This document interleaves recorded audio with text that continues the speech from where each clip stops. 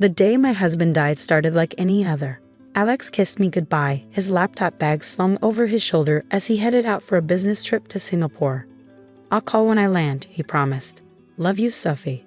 Those were the last words I heard from him. Or so I thought. I'm Sophie Chin, and at 32, I became a widow. At least that's what everyone believed, including me. The call came at 3 a.m. Mark, Alex's best friend and business partner, could barely get the words out through his sobs. The private plane they chartered had gone down somewhere over the Pacific. No survivors found.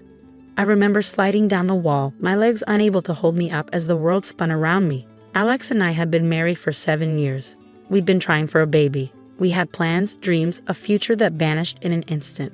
The shock didn't truly wear off until I tried to access our bank accounts the next day. "I'm sorry, Mrs. Chen," the bank manager said, his face carefully blank. "These accounts were emptied yesterday morning. All transfers were authorized with the correct passwords and authentication." I stared at him, uncomprehending. "That's impossible. My husband, he died yesterday." The manager shifted uncomfortably. "According to our records, Mr. Chen personally authorized these transfers at 9:43 a.m. yesterday, before his scheduled flight." The numbers on the screen swam before my eyes. Our savings, our investments, our retirement accounts, all gone. Over $3 million vanished just hours before the plane went down. I walked out of the bank in a daze, my mind refusing to connect the dots that were becoming clearer with each passing minute. Alex had always handled our finances. He was the successful investment banker, while I taught kindergarten. I trusted him completely. That trust started to crumble as more details emerged. The private plane company had no record of Alex or Mark booking a flight. Our house deed had been quietly transferred to a shell corporation 2 months earlier.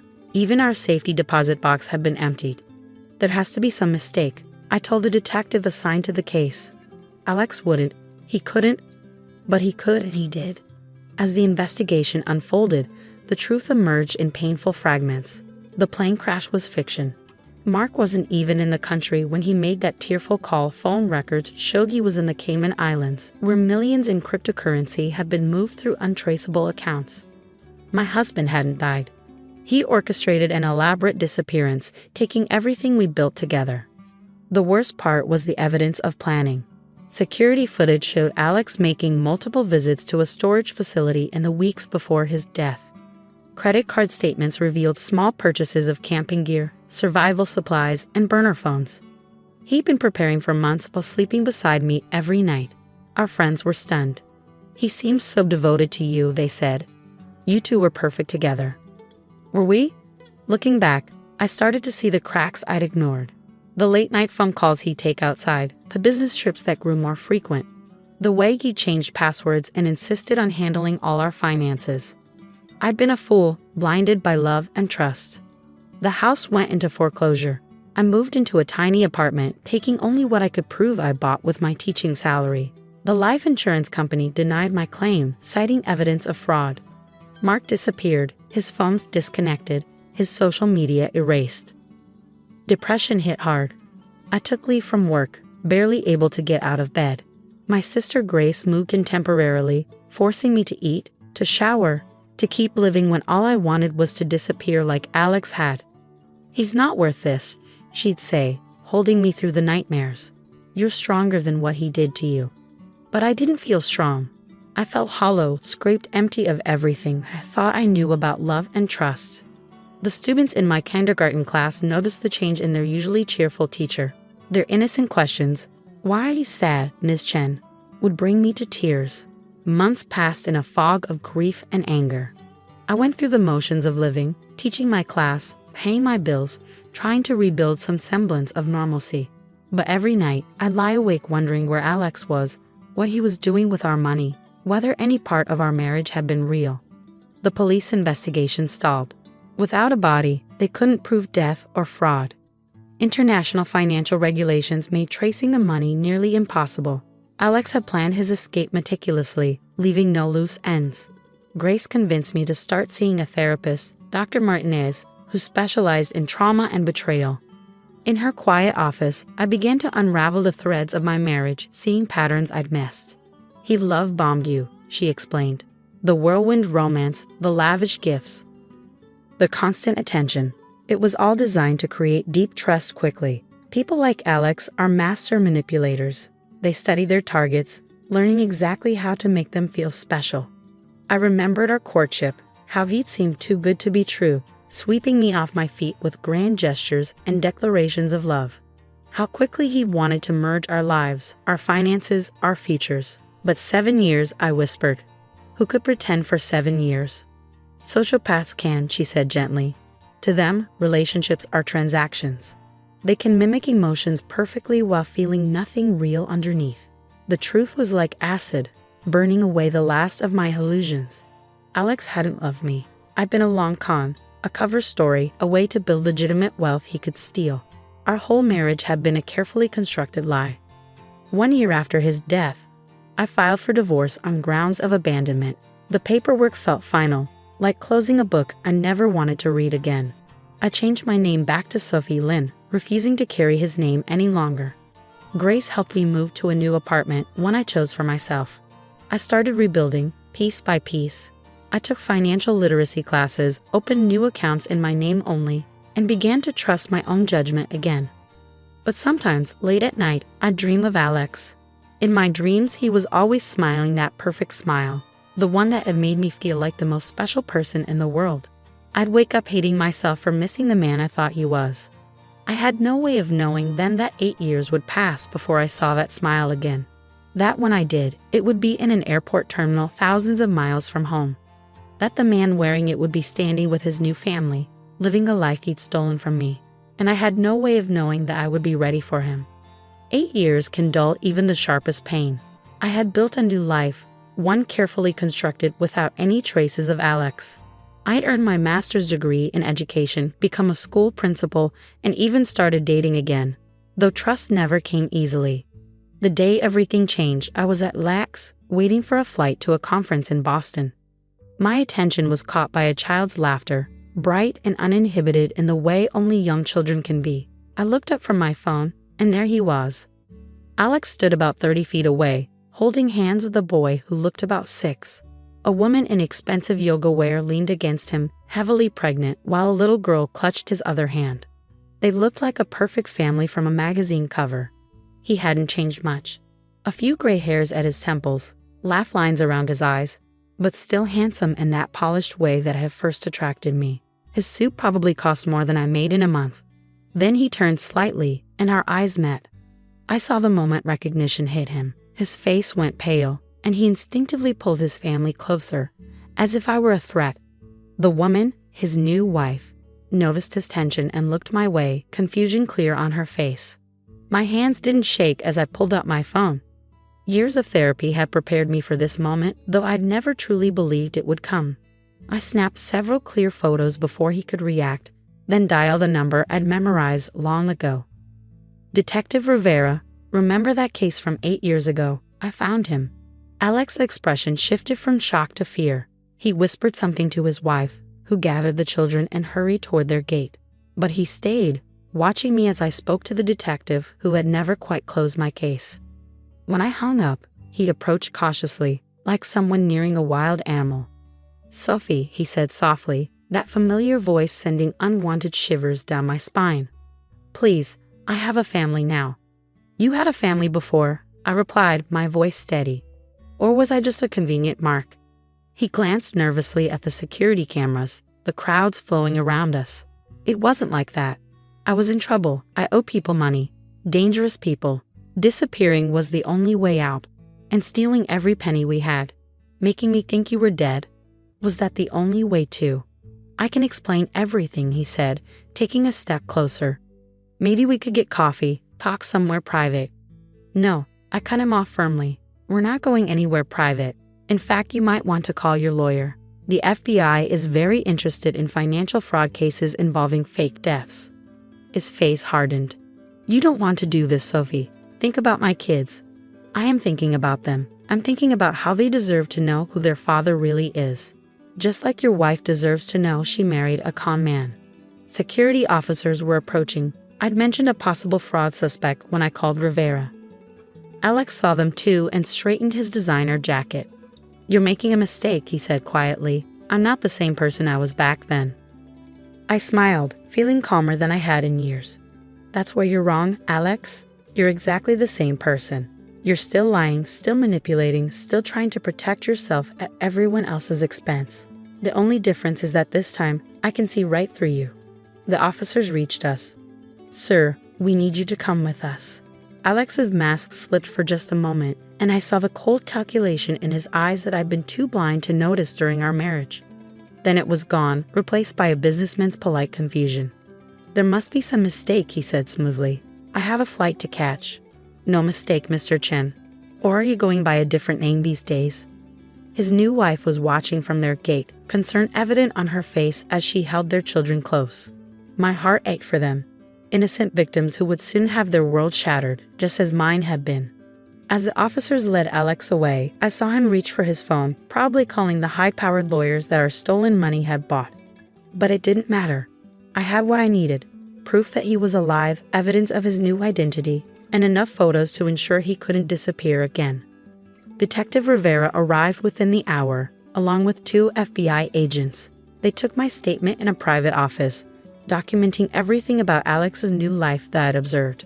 "He's using the name Alexander Whitman now," one agent told me. "Looks like he's been running a successful investment firm in Vancouver. Married, 2 kids, 3rd on the way. On paper, he's the perfect citizen." "He always was good at appearances," I said. As I watched them coordinate with Canadian authorities, I felt a strange mix of emotions. There was satisfaction, yes, but also sadness for his children, and something else: relief. Relief that I could finally stop wondering, stop looking over my shoulder, stop feeling like a fool for not seeing through him sooner. My phone buzzed with a text from Grace. "Did they get him?" "Yes," I replied. "It's finally over." But I had no idea then just how wrong I was. It wasn't over, it was just beginning. The arrest of Alexander Whitman, formerly known as Alex Chen, made international headlines. Dead husband found living double life. Multi-million-dollar fraud scheme exposed. The story was too sensational to ignore.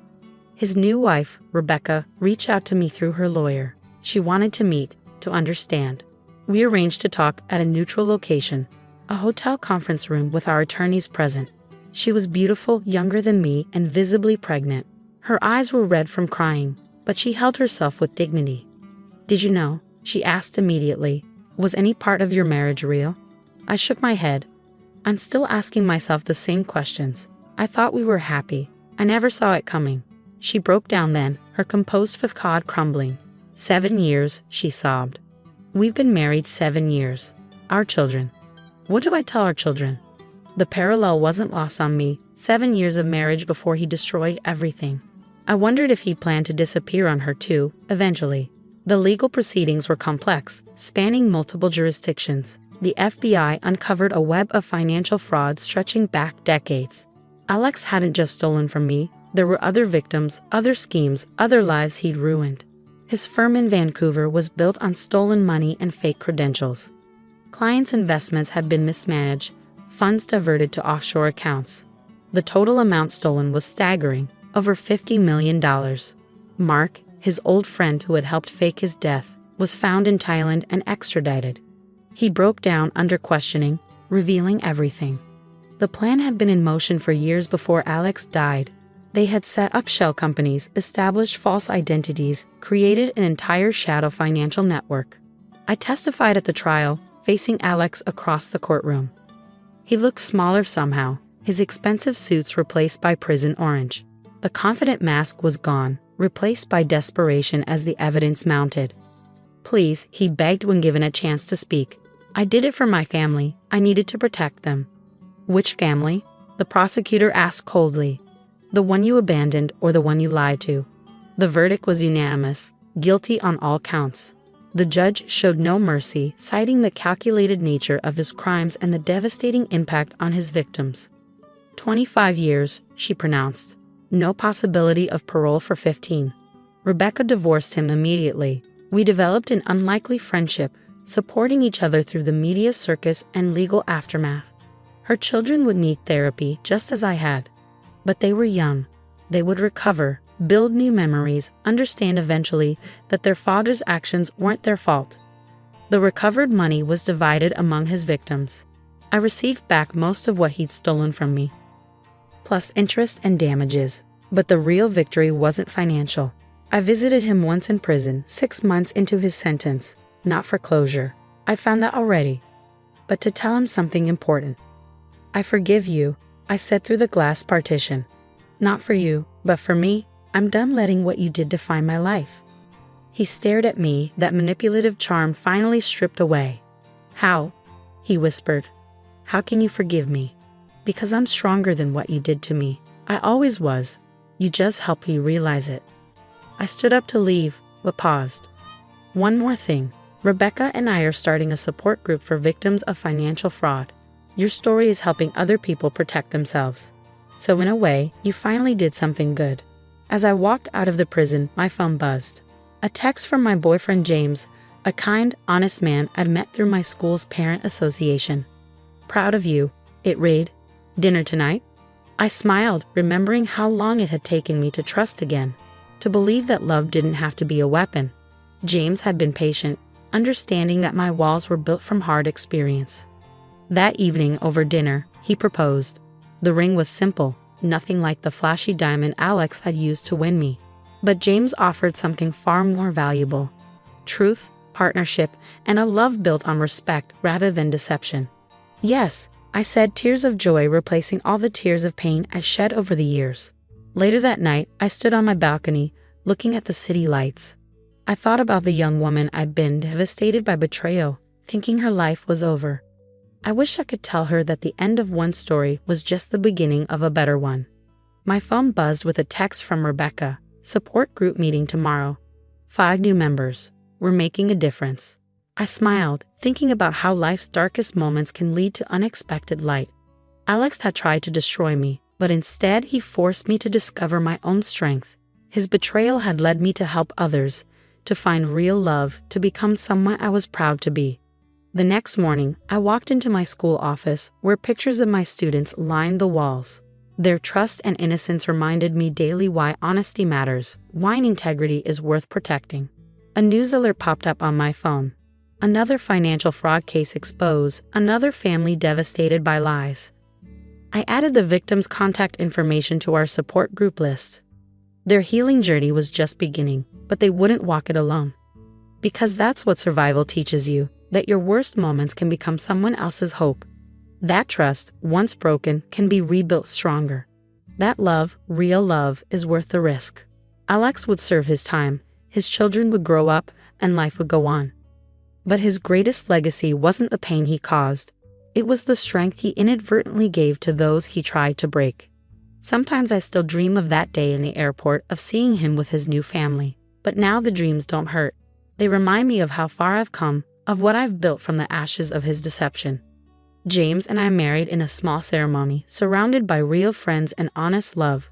Rebecca was my maid of honor, a twist of fate neither of us could have predicted. Her children call me Aunt Sophie, and they're growing up knowing that truth matters more than appearances. Life has a way of coming full circle. 8 years after my world shattered, I stood in front of our support group, sharing my story one last time before passing the leadership to Rebecca. Rock bottom, I told them, is where you discover what you're made of. And sometimes, the people who try to destroy you end up giving you your greatest strength.